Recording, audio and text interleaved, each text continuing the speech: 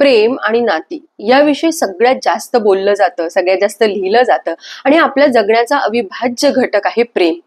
या प्रेमाचं काही मानसशास्त्र आहे का? हो आहे, आणि तेच मी या व्हिडिओमध्ये सांगणार आहे. नमस्कार, मी प्रोफेसर अपर्णा अष्टपुत्रे शिसोदे. आपल्याला आज सांगणार आहे की प्रेमाचं मानसशास्त्र काय आहे. प्रेमाविषयी अनेकदा आपण बोलतो, त्याविषयी अनेकदा आपण त्याचं विश्लेषण करत असतो. अनेक लोकांविषयी आपल्याला प्रेम वाटत असतं, पण आपल्या एक लक्षात येईल, सगळ्यांविषयी जे आपल्याला प्रेम वाटतं ते सारखं नसतं. मैत्रिणींविषयी वाटणारं प्रेम, मित्राविषयी वाटणारं प्रेम, प्रियकरा प्रियसीबद्दल वाटणारं प्रेम किंवा नवरा बायकोंमधलं प्रेम हे वेगवेगळं आहे, पण हे सगळं प्रेमच आहे. काय वेगळं आहे यामध्ये? रॉबर्ट स्टेनबर्ग नावाचे सायकोलॉजिस्ट होते आणि ते असं म्हणतात की एक सायकोलॉजी ऑफ लव्हची थेरी त्यांनी मांडली आहे, ट्रायंगल थेरी.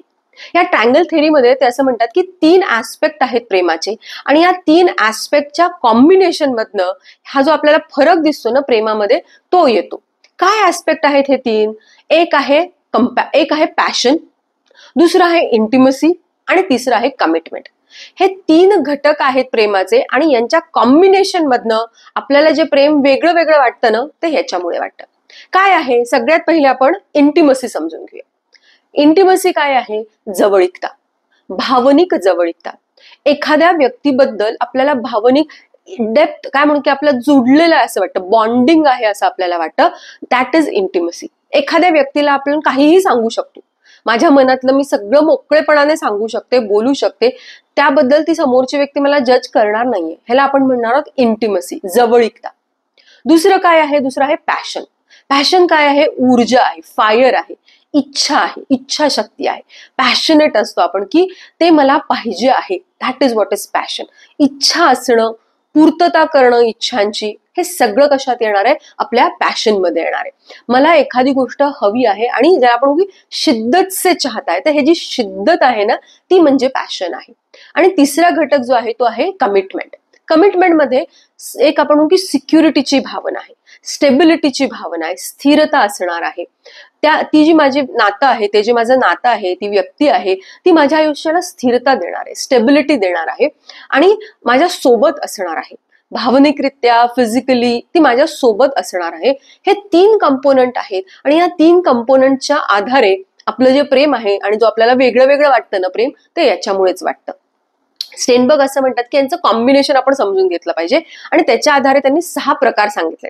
आणि ते समजून घेत असताना आपले जे नाती आहेत, आपल्या ज्या प्रेमाची जी लोक आहेत आपली, त्यांच्याविषयी आपण समजून घे ते कोणत्या कॅटेगरी मधलं प्रेम आहे, त्यांच्याविषयी जे आपल्याला वाटतं.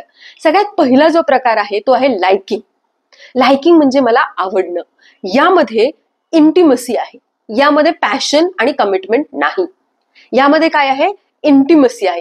मी भावनिकरित्या जोडली गेलेली आहे. बॉन्डिंग जो भाग आहे तो या नात्यामध्ये असतो. आपण खूप छान पद्धतीने एकमेकांशी शेअरिंग करतो, एकमेकांसोबत वेळ घालवतो, पण यामध्येही भावनिकरित्या एकमेकांशी जोडलं जाणं हा महत्वाचा भाग आहे. ह्याला आपण लाइकिंग म्हणतो, आणि हेच आपल्याला मैत्रीमध्ये दिसून येतं.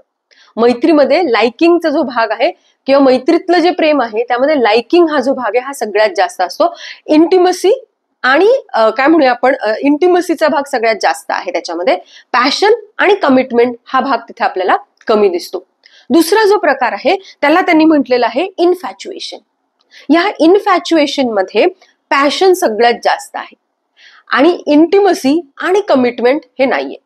पॅशन काय आहे की मला ते पाहिजे आहे, इच्छा असणं हा जो भाग आहे, त्या व्यक्तीच्या सान्निध्यात राहावंसं वाटणं, सोबत राहावंसं वाटणं, आतुरता असणं, दॅट व्हॉट इज पॅशन. हे जे पॅशन आहे ते आपल्याला दिसतं की क्रश जे असतात ना, एखादी व्यक्ती आपल्याला आवडते, आपण म्हणतो की ही इज माय क्रश और शी इज माय क्रश, तिथे आपल्याला दिसतं की ते इनफॅच्युएशन आहे, कारण त्यामध्ये फक्त पॅशन आहे, इंटिमसी आणि कमिटमेंट हे नाहीये. तिसरा जो प्रकार सांगितलेला आहे तो आहे रोमॅन्टिक लव्ह. या रोमॅन्टिक लव्ह मध्ये 2 गोष्टी असतात. एक असतं इंटिमसी आणि दुसरं असतं पॅशन. कमिटमेंट इथे नसतं. नुकतंच प्रेमात पडलेली जी लोक आहेत त्यांच्यामध्ये आपल्याला दिसतं की इंटिमसी आहे, त्यांना एकमेकांना सगळं शेअर करावंसं वाटतं, सांगावंसं वाटतं, बोलावंसं वाटतं, आणि जवळीकता वाटते, भेटण्याची आतुरता असते, पण कमिटमेंट नसते. That is what is romantic love. जेव्हा नवीन नवीन लग्न झालेलं असतं त्यावेळेला बहुतेकांनी हे अनुभवलेलं आहे की तिथे आपल्याला दिसतं की इंटिमसी पण आहे आणि पॅशन पण आहे. चौथा प्रकार त्यांनी सांगितलेला आहे आणि त्यामध्ये आपल्याला दिसतं की इंटिमसी आहे आणि कमिटमेंट आहे. पॅशन इथे नाहीये. इथे काय आहे, एकमेकांना शेअरिंग करावं असं वाटतं, बोलावं असं वाटतं, इमोशनल बॉन्डिंग इथे आहे. इथे स्थिरता आहे नात्यामध्ये, पण आतुरता जी आहे ती कमी झालेली आहे. भेटण्याची जी ओढ आहे ती कमी झालेली आहे. आणि हाच प्रकार आपल्याला बरेच वर्ष लग्नाला झालेली जी नाती आहेत त्यांच्यामध्ये दिसून येतो.